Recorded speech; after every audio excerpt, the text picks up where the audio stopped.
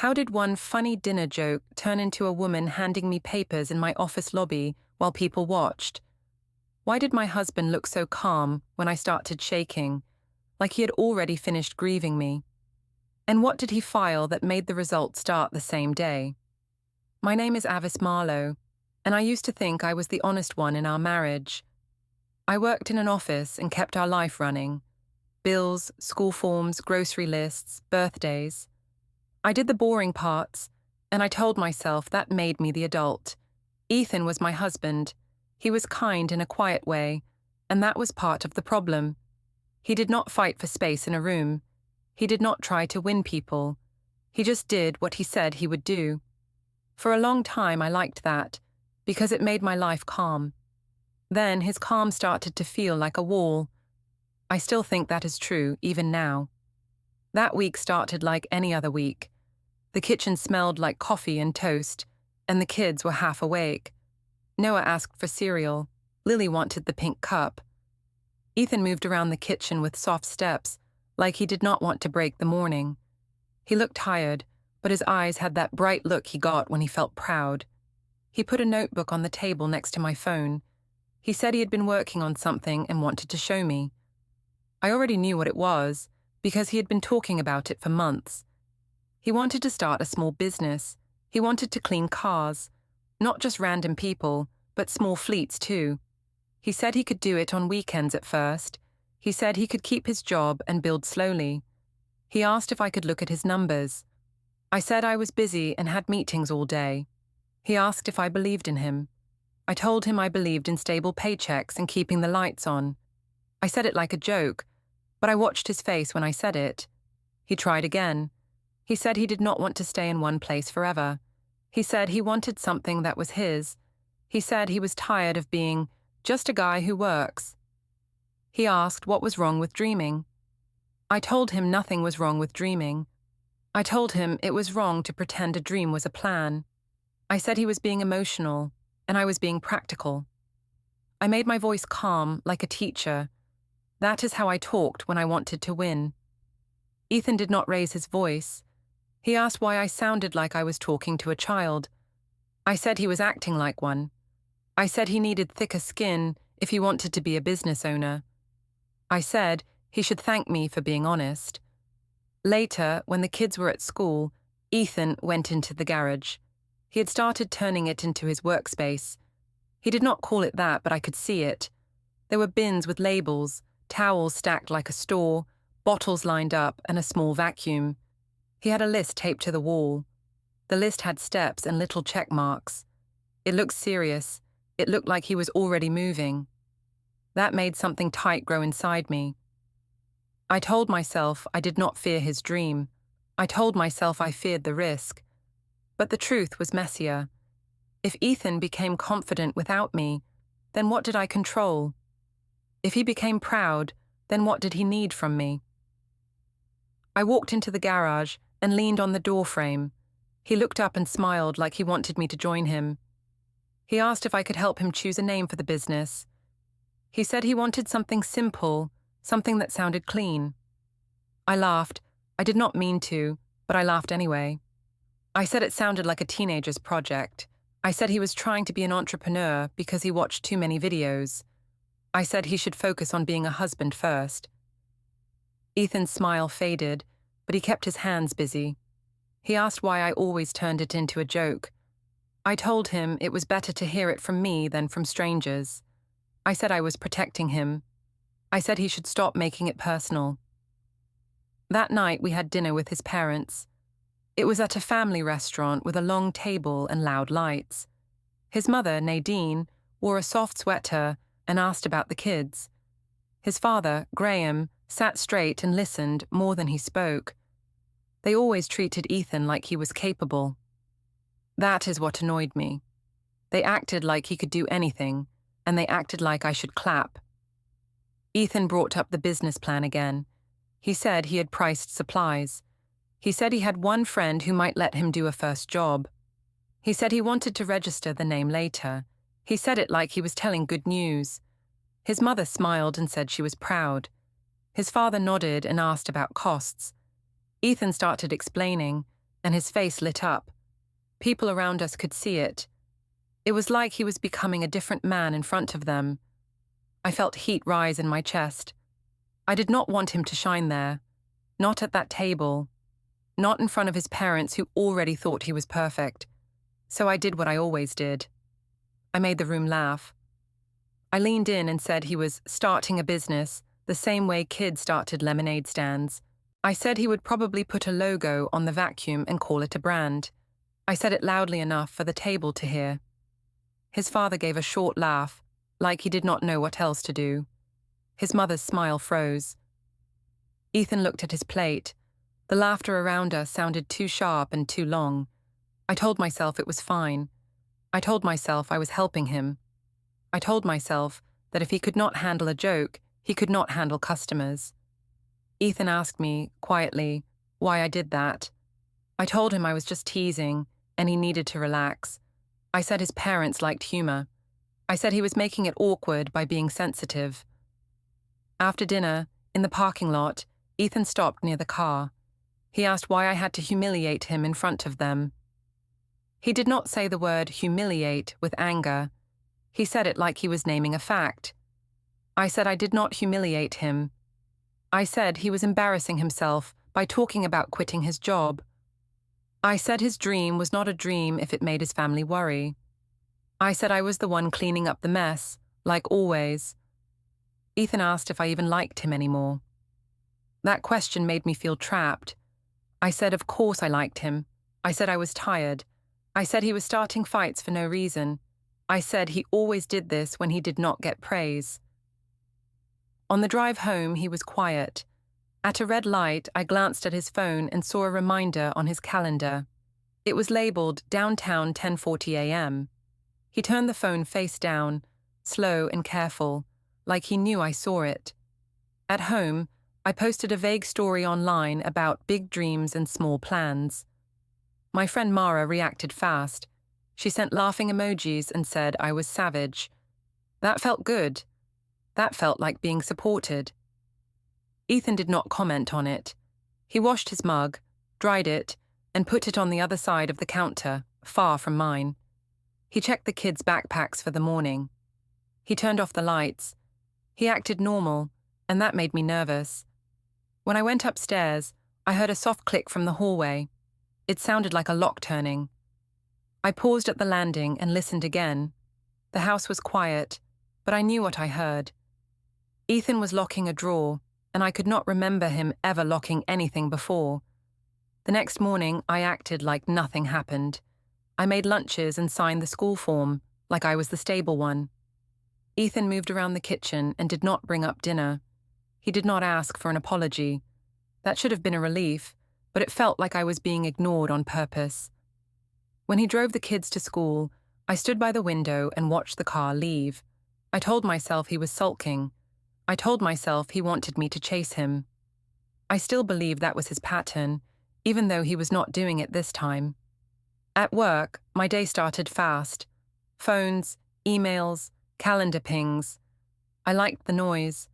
Noise meant I did not have to sit with feelings. I worked in an open-plan office where people always watched each other. Everyone knew who was tired, who was late, who was being praised. That place ran on small power games, and I was good at them. Colin Reyes worked 2 rows away from me. He was not in my team, but he liked to wander. He always had a reason to stand near my desk. He asked about a report. I said I would send it. He asked if I had slept. I said I was fine and had kids. He said my husband was lucky. I said husbands were lucky when they did not waste a woman's time. I knew what I was doing. I told myself it was harmless because it was only words. I also told myself Ethan had pushed me there. That was how I kept my hands clean in my head. At lunch, I went to the break room. Mara Bishop was already there with her salad and her loud laugh. She asked why I looked tense. I said Ethan had been dramatic again. I said he was obsessed with his business idea and could not take a joke. I said he wanted me to clap for him like his mother did. Mara asked if he was trying to control me. I said he was always watching me and always asking questions. I made it sound heavy, like I was carrying a burden. I did not mention that Ethan barely spoke now. I did not mention his quiet face at the long table. I only talked about the parts that made me look trapped. Mara said I deserved fun. She said I was still young and should not live like a tired wife. She asked if I ever missed being wanted. I said any woman would miss that. I said respect followed results, and I had results at work. That line always landed well with Mara. Colin walked in while we were talking. He asked if we had weekend plans. Mara asked if he was inviting us out. He smiled and said he knew a rooftop bar near the river. He said it was good for clearing the mind. I said I did not know, because Ethan would complain. Mara rolled her eyes and said I should not ask permission. That afternoon, Ethan called me twice. I saw his name and let it ring. I told myself I was busy. I told myself he was checking up on me. I finally texted that I had back-to-back meetings. That was partly true, but it was also a shield. Later, Ethan messaged again and asked if I could come straight home. He said the kids had homework and needed both parents. I replied that he was guilt-tripping me. I said he had a problem with control. I typed it fast like I was winning. I did not stop to think that he had asked calmly. When 5 o'clock came, I did not rush. I stayed at my desk and pretended to finish tasks. Colin passed by and asked if I still had energy for a drink. I said I was tired, but my voice did not match my words. He said I carried the whole office and deserved a break. I liked how that sounded. We met Mara outside the building. The air was cold, and the city lights were already on. I told myself it was just one drink. I told myself Ethan could handle one night without me. I also told myself I had earned it. At the rooftop bar, the music was loud but not too loud. The view made everything feel far away. Colin ordered for us like he already knew what we liked. He asked about my marriage. I said Ethan and I were fine, but he had become sensitive lately. I said he took things personally. I said I was the one keeping our family stable. Colin asked what Ethan's dream was. I told him, in a joking way, that Ethan wanted to play business owner in the garage. Mara laughed. Colin laughed too, but his laugh felt sharper, like he was learning how to press a bruise. He said Ethan sounded insecure. I said Ethan was insecure, and I was tired of babysitting his feelings. Colin moved his chair a little closer. He asked if Ethan even noticed how hard I worked. I said Ethan noticed everything except me. That was not true. Ethan noticed me all the time, but he did not praise me the way I wanted. I wanted applause, not quiet care. My phone buzzed. Ethan asked if I was coming home soon. I said I was still at work finishing an urgent task. Mara raised her eyebrows like she was proud of me. Colin said I was smart to protect my freedom. I nodded like that made sense. When I finally got home, the house was dark except for the kitchen light. Ethan was at the table with Noah's math sheet in front of him. Noah was asleep on the couch, still in his school clothes. Lily's backpack sat by the door. Ethan looked up and asked why I was late. I said work exploded and I could not leave. He asked why I did not call. I said my battery was low and I was rushing. He asked why my jacket smelled like smoke and perfume. I said he was imagining things and trying to pick a fight. Ethan did not shout. He just stood up and put Noah's homework into a folder. He asked if I could at least keep my story straight. I said he was acting like a detective and it was unattractive. I said his jealousy proved my point. He picked up Noah and carried him upstairs. He did not slam doors. He did not throw anything. He moved like a man who had already decided something. That calm again, it made my skin itch. I walked into the kitchen and saw his laptop open for a second before the screen dimmed. A spreadsheet was on it. I could not see the title. It looked like columns and numbers, neat and careful. When I touched the mouse, the screen went black, like it had timed out. I told myself it was about his business. I told myself it was a waste of time. My phone vibrated again, and my stomach dropped. A coworker had tagged me in a photo from the rooftop. My smile was wide. Colin was right beside me, closer than a coworker should be. I stared at the screen. and I felt a cold line move down my back. From the hallway, Ethan's footsteps paused for a moment, like he had seen the light from my phone. Then he kept walking, steady and quiet, and I could not tell if he knew or if he was pretending he did not. The next day, I watched Ethan like he was a problem I needed to solve. He did not mention the rooftop photo. He did not accuse me. He did not demand my phone. He just moved through the morning with the same quiet face, like he had placed his feelings on a shelf. That silence made me angry, so I decided the story needed help.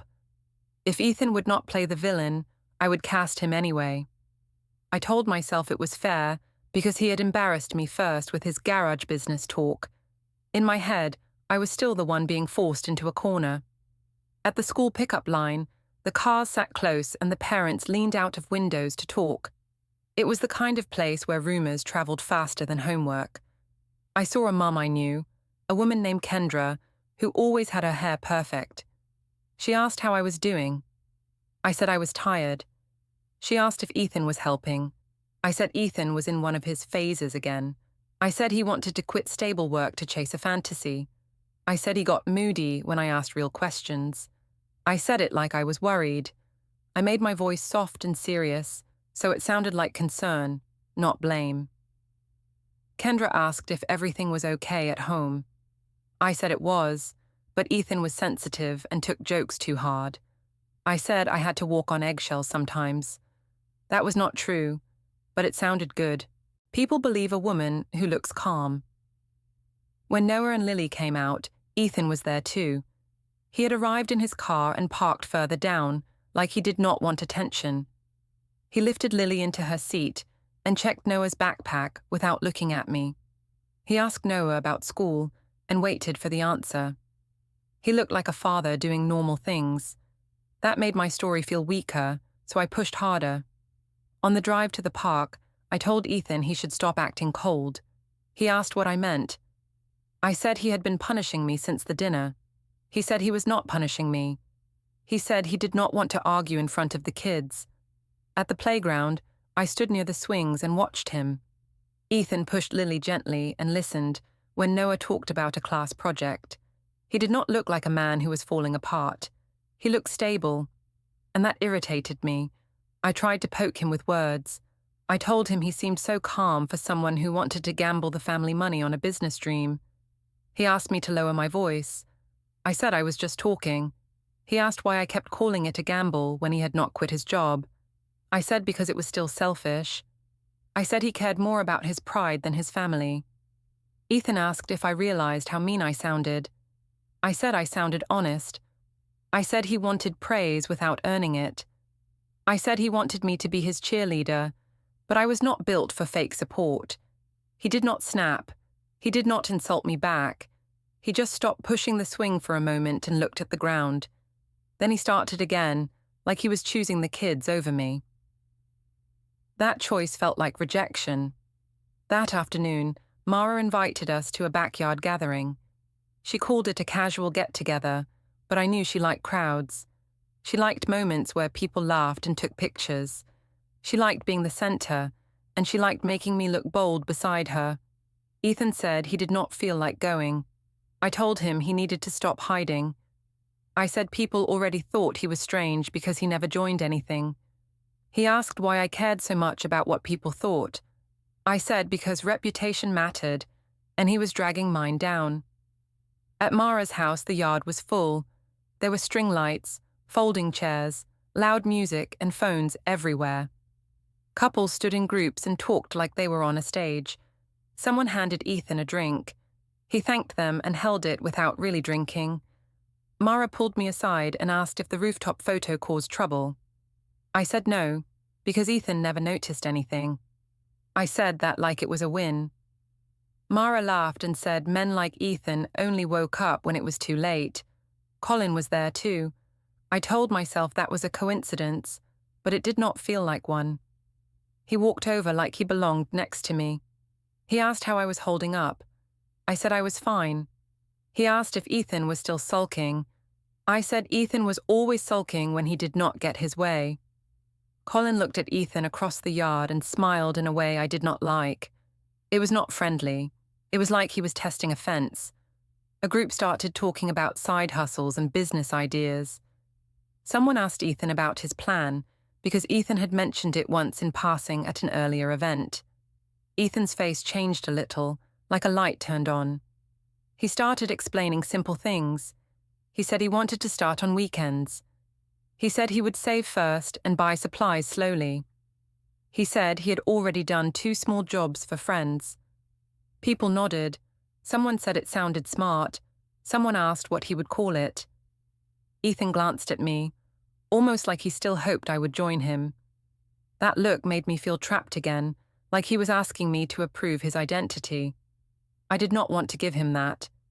So I cut in fast. I said Ethan was acting like he was building a company, but he was really just cleaning cars. I said he would probably print business cards before he had customers. I said his brand was a bucket and a dream. The group laughed. It was not a cruel laugh at first. It was the easy laugh people use to fit in. But then Mara added something. She said Ethan was cute when he played entrepreneur. Colin said Ethan seemed like the type who needed a woman to manage him. The laughter got louder. Ethan's cheeks tightened. He did not yell. He did not storm off. He just nodded once, like he accepted the moment as data. Then he asked if anyone needed help taking out trash. It was such a normal question that it made my chest sting. He walked away with a bag, like he was a guest helping the host. For a second, I felt a thin fear. If he could take that and still stand, what was he becoming? Later, I walked inside for water and past a hallway table. Ethan's phone was there, face down. I heard a soft beep. It was quick, like a small sound a device makes when something starts or stops. I froze. I told myself it was a notification. I told myself it was nothing. Still, my mouth went dry. When Ethan came back inside, he did not look at me. He asked Noah if he wanted to say goodbye to the dog. He asked Lily if she had her jacket. He moved like a man following a checklist. On the drive home, I tried a different tactic. I said I was sorry if he felt embarrassed. I said I only joked because I cared. Ethan asked why my sorry always had if in it. I said he was being difficult and picking fights in his head. At home, Noah went upstairs to play, and Lily fell asleep on the couch. Ethan stood by the counter and emptied his pockets. A new key landed near his wallet. It was not the house key. It was smaller and shinier, like it belonged to a box or a drawer. I asked what it was for. Ethan said it was just a key. I asked what it opened. He said it was for something he needed to keep safe. I laughed and asked if he was hiding money for his little business. Ethan looked at me for a long moment. He asked why I always made everything sound small. He asked if I ever noticed how I spoke to him. I said he was trying to guilt me. I said he was acting like a victim because he could not handle the truth. Ethan did not answer right away. He picked up his mug and rinsed it. He set it on the far side of the counter again, away from mine. Then he said he wanted the kids' school calendar, and he wanted it tonight. He said he needed dates, times, and contact numbers. I asked why. He said he wanted things clear. That word stayed in my mind as I lay in bed later. Clear. It sounded like a warning, but not an emotional one. It sounded like a plan. The next week felt like I was living with a stranger who wore my husband's face. Ethan still woke up early. He still packed the kids' snacks, but he moved with a careful distance, like he was walking around a spill he did not want to step into. I told myself he was doing it to punish me. I told myself he wanted me to break first. That thought made me feel justified, like I had permission to act however I wanted. On Tuesday, I stopped at the supermarket after work. I said it was for the house, but I also wanted space. The store was bright and too loud. I filled a basket with normal things, then I added a few items I did not need. I told myself it was nothing, just a treat. I paid with the joint card because it was easier. The machine beeped, and the cashier handed me a long receipt that curled like a ribbon. When I got home, Ethan was in the kitchen with the kids. Noah was doing homework at the table, and Lily was coloring. Ethan asked how my day was. I said it was fine. He looked at the grocery bags and asked for the receipt. I asked why he needed it. He said he wanted to track spending. I laughed and said he was acting like my father. He asked if I thought that was funny. I said he was turning into a control freak because his dream was failing. Ethan did not argue. He just held out his hand again. I gave him the receipt with a sharp smile, like I was doing him a favor. He read it quietly. Then he folded it and put it into a folder on the counter. The folder had a simple label, bank. It was not hidden. It was right there like he wanted me to see it. I said he was being dramatic. He asked why I was scared of him seeing numbers. I said I was not scared. I said he was wasting time with paperwork instead of being present. That night I tried to bring the mood back with fake warmth. I stood close and asked if he wanted to watch a show with me. He said he was tired and needed to finish something first. I asked what he was finishing. He said it was personal. I watched him from the doorway.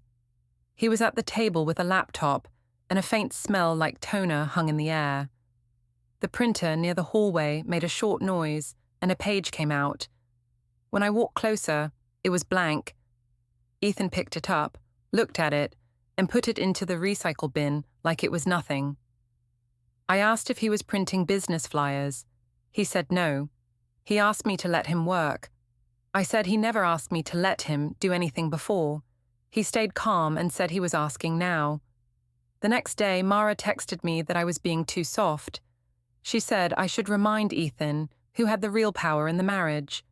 She said if a man felt too confident, he stopped appreciating his wife. I agreed with her in the moment because it felt good. It felt like I had a team. I did not think about what kind of team it was. On Thursday, I met Colin at the Riverside Promenade after work. I told Ethan I had to handle a last-minute task. He asked what kind. I said it was the kind that kept our family stable, and he should be grateful. He said okay in a flat voice, like he was taking notes. The river was dark and the lights made long lines on the water.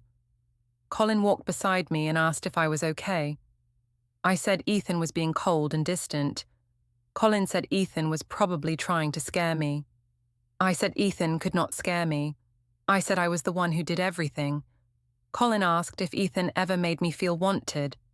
I said he used to, but then he got lazy. I said I did not sign up to feel invisible. Colin said I deserved attention. I said I did, and I believed it.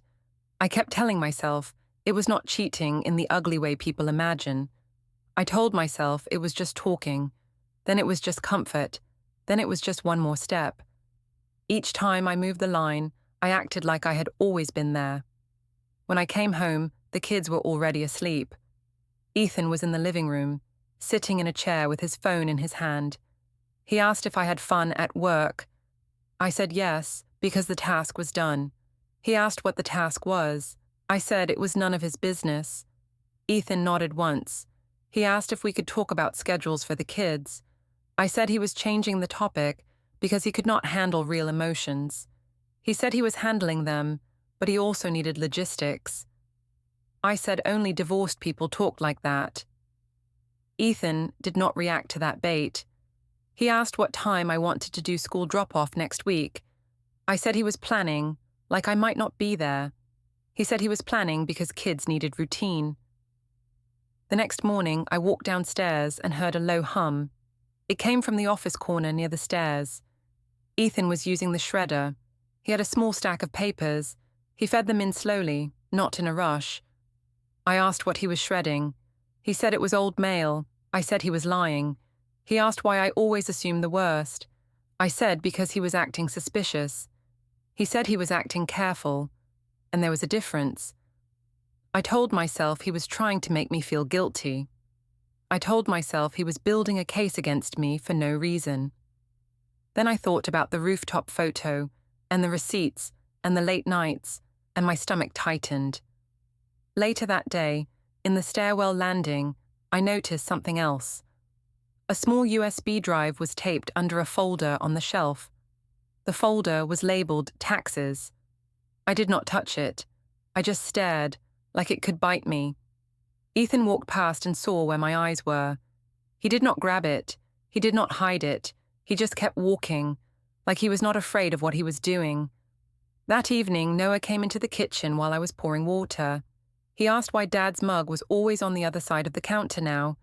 He asked if Dad was mad forever. I told him Dad was just stressed and needed time. Noah asked if it was because Dad wanted to leave. I said Dad was not leaving. I said Dad was being dramatic because he did not like jokes. Noah looked down and said he did not like when we talked in sharp voices. I told him I would try to be nicer. I meant it for about 5 minutes. When Ethan came in, Noah asked him if we were okay. Ethan said we loved him and Lily, and that was not changing. Noah asked if Dad would still come to the school events. Ethan said yes. Ethan's voice was steady. That steadiness made me feel like the shaky one. After the kids went to bed, Ethan opened his laptop at the table again. I pretended to clean, but I watched the screen reflection in the window. I saw tabs open with plain words, storage options, delivery tracking, and notary near me. He did not slam the laptop shut when I walked closer. He simply angled it away. I asked if he was planning to run away. He said no. I asked if he was planning to punish me. He said he was planning to protect the kids and himself. I laughed and said he was being dramatic again. Ethan looked at me and asked why I used that word so much.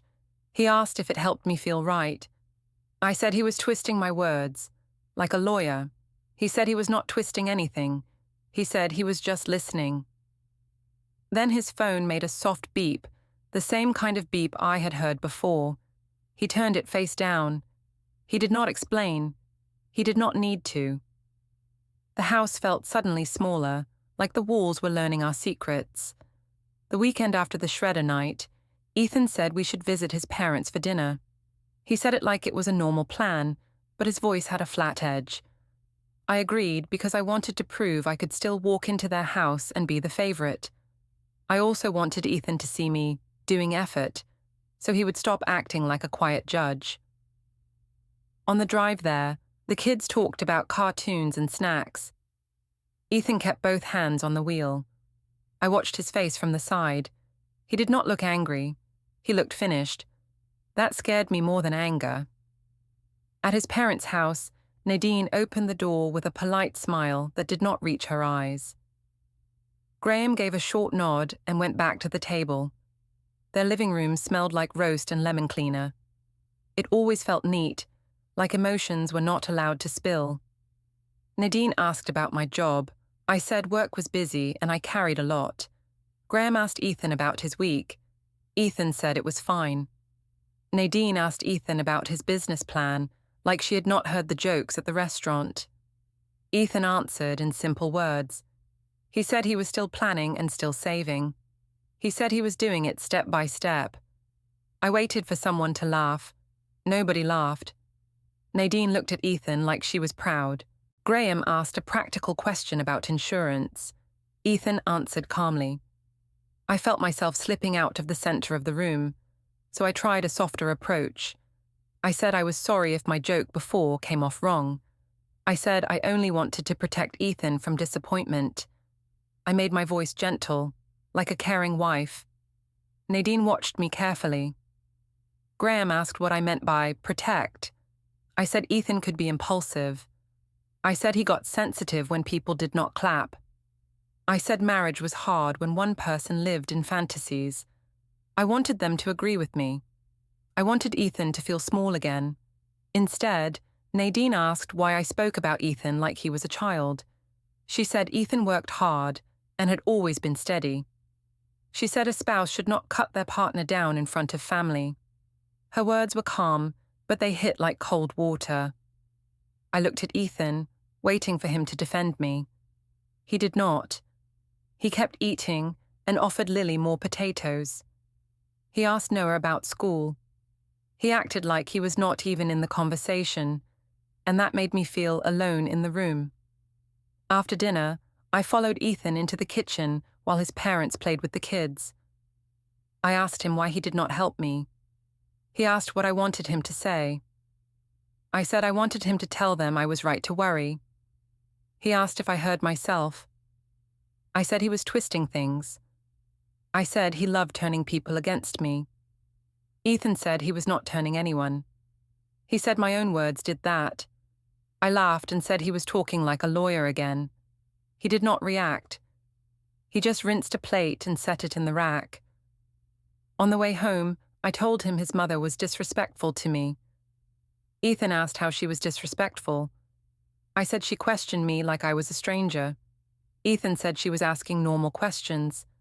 I said he always took their side. Ethan asked if I realized I had been making him the villain in every room. I said he made it easy because he was passive. He asked what I meant by passive. I said he did not fight for me, and he did not lead.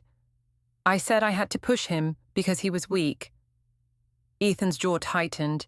He said he did not want to do this in the car. I said he never wanted to do it anywhere. I said he was avoiding real talk. He said he was avoiding shouting in front of the kids. Then he went quiet again. The next Monday at work, the rooftop photo came back around. It showed up in a group chat with laughing emojis. Someone wrote that Colin and I looked like a couple. I told myself it was just office teasing, but my hands got cold. Tanya from HR asked me to step into a small room for a quick word. She asked if I was comfortable at work. She asked if anyone was crossing boundaries. I acted offended. I said people were jealous because I was good at my job. She said she was not accusing me. She said she needed to make sure work stayed professional. I walked out with my chin high, but my stomach felt heavy. I texted Mara that HR was being weird. Mara said I should be careful and keep my stories straight. She said men like Ethan loved to use systems when they lost control. That idea sat in my head like a splinter. That evening at home, I found Ethan in the kitchen packing 2 small backpacks. Not for a trip, just regular kid bags. He checked water bottles, extra socks, and a folder of school papers. I asked what he was doing. He said he was organizing. I asked why now. He said because the kids needed what they needed, and he wanted it ready. I laughed and asked if he was planning to kidnap his own children. He looked at me for a long moment and said that was not funny. I tried to shift again. I said I was stressed and needed support. He asked what support looked like to me. I said it looked like him trusting me and stopping the silent treatment. He said he was not doing a silent treatment. He said he was choosing calm. I told him his calm felt like punishment. He asked if I wanted him to yell so I could call him unstable. That line made me flinch. I said he was accusing me. He said he was describing a pattern.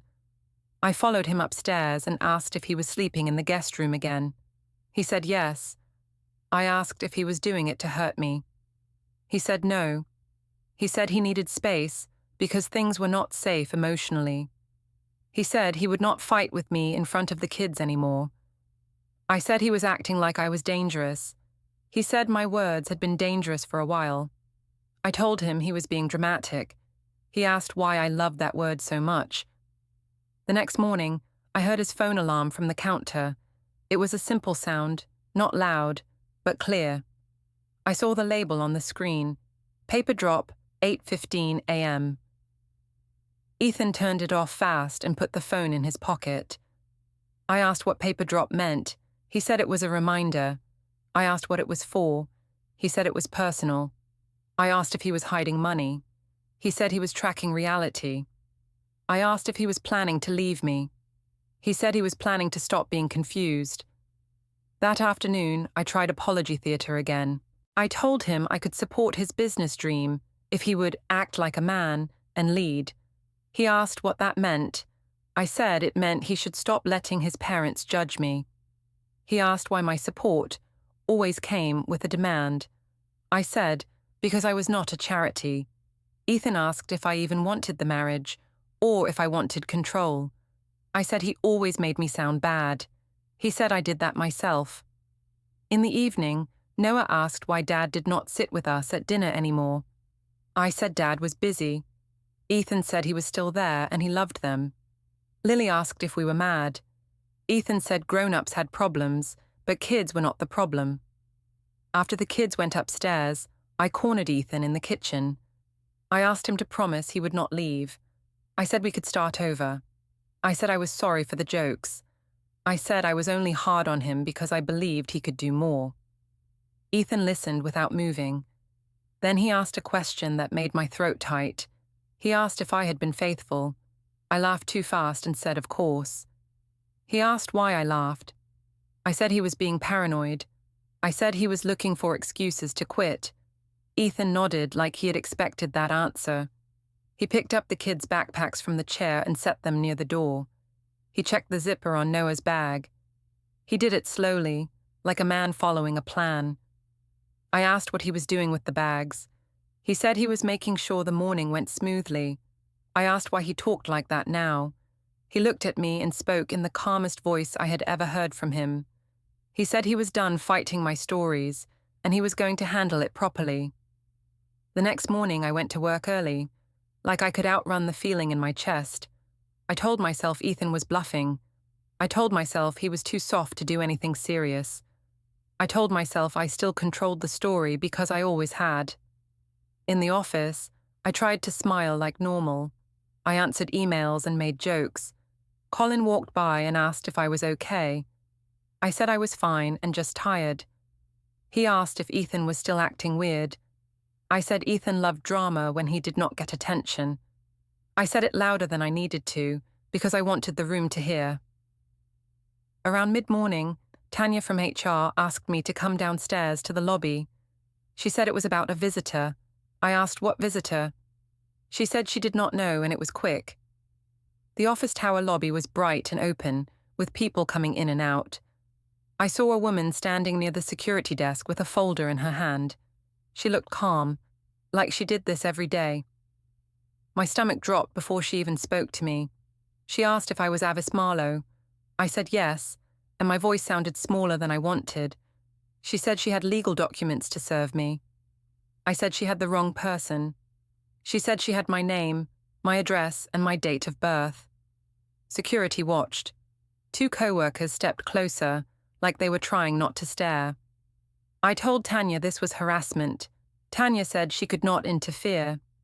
The woman asked me to accept the papers. I said I would not take them. She said she could place them down and note that I refused.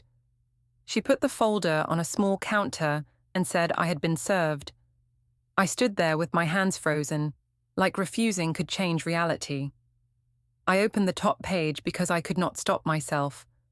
The first words hit me like cold water.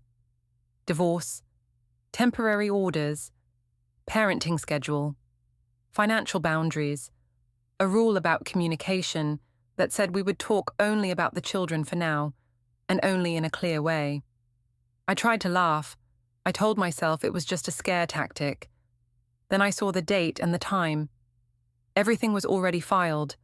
Everything was already moving. There was an index page behind it. It listed things in plain lines. A tagged photo with a date, late-night messages with timestamps, a string of joint card charges with locations, and notes about the kids' school times. It was not emotional. It was clean, like a spreadsheet turned into a weapon. I called Ethan right there. He answered on the second ring. I asked what he was doing. He said he was handling it properly, like he told me. I said he was trying to ruin me. He said he was trying to protect the kids and himself. I said he was punishing me. He said punishment was not the goal, and clarity was.